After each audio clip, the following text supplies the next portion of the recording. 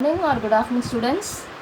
So in the last class it was explained about n-type semiconductor, that is extrinsic semiconductor, where you have n-type and p-type, where you would have studied about n-type. Okay, so now we will move on to p-type semiconductors. So as it is said, p-type, so it should be a positive. That is how you remember n-type is negative and p-type is positive. So you have more number of holes in the p-type of semiconductors. So this point that you should remember when you are writing also, and when you compare and learn, it will be easier for you.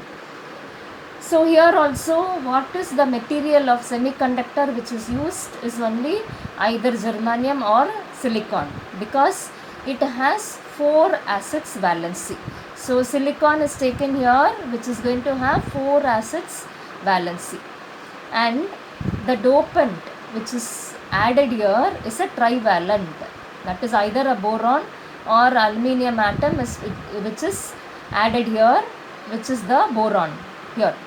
That is, it has trivalent. What does it say is that you have 3 electrons, but the 4th one is a vacant. In the n-type you have studied, it will be a pentavalent, 5 valency, 5 electrons will be here. There. Here you have only 3 electrons. So what is already there is an hole, that is a vacancy is there, which is called as an hole. Okay.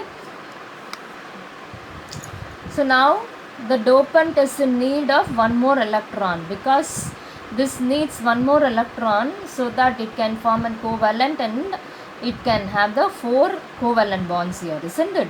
So it already possesses an hole. So this positive, what will it make is that it will attract the other electron so that it can have a covalent bond.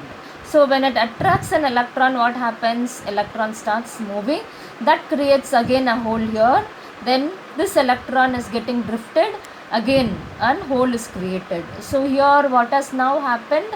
Electrons and holes have started moving. Okay. Hence this impurity is called as an acceptor impurity. That is, it can accept one electron. So it is called as acceptor impurity. So where all these are there is that it is there just above the valence band. But in the n-type, what happened was it was near the conduction band. Here it is near the valence band. It needs to accept and then it starts moving. So the energy level is just above the valence band. So hence because of that it is called as, this energy level is called as acceptor energy level. So here the number of holes will be greater than number of electrons. Current is due to both holes and also electrons. But here, as more number of holes are there, the majority carriers are holes and minority carriers are electrons, just opposite to n-type. So let us revise what and all that you have studied till here, because the next topic is about p-n junction, where you are going to add p-type and n-type semiconductor. So what you all have learned till now is, the first one is about your electronics, the basic information about electronics that you have studied, which was about triodes and transistor, how it got evolved, and now at present you have IC chips. Then was about what are the components of electronics, which is there in a circuit, is all about active components and passive components. So the next class was about the energy band diagrams.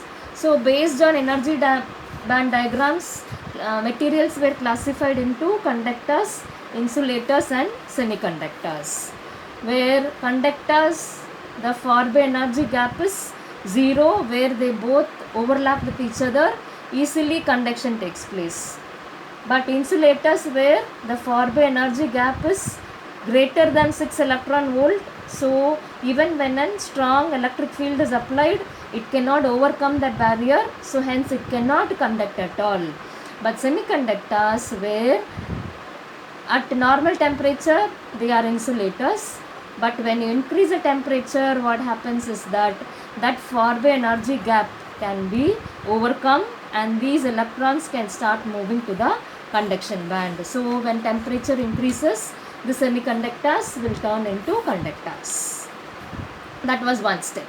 Then was about types of conductors, which was explained in the last class. So there are two types of semiconductors, which is intrinsic and extrinsic.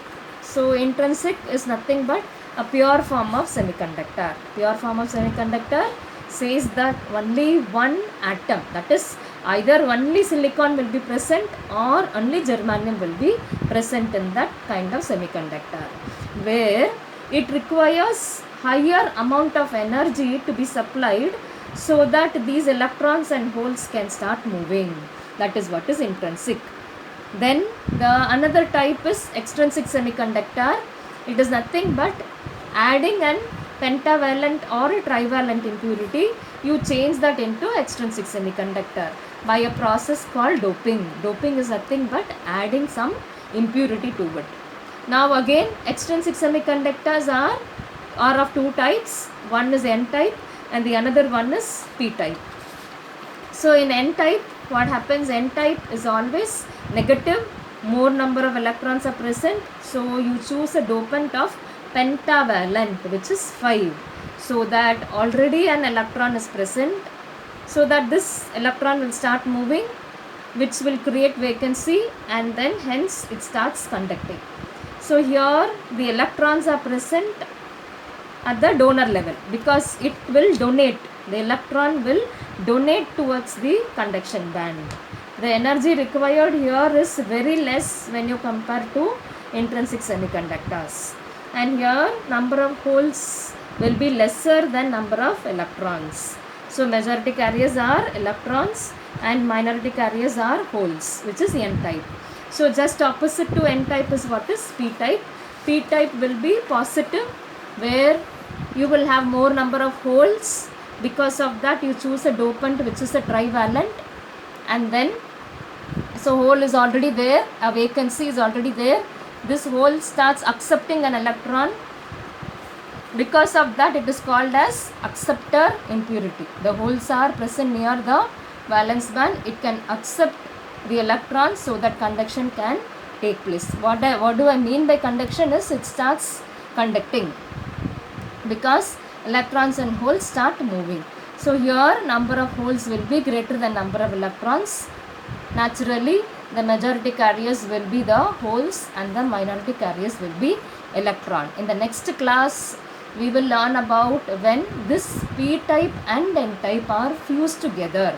So hence because of that there is a junction which is formed, and what happens to the junction and all such things will be taught in the next class. So till here revise it well.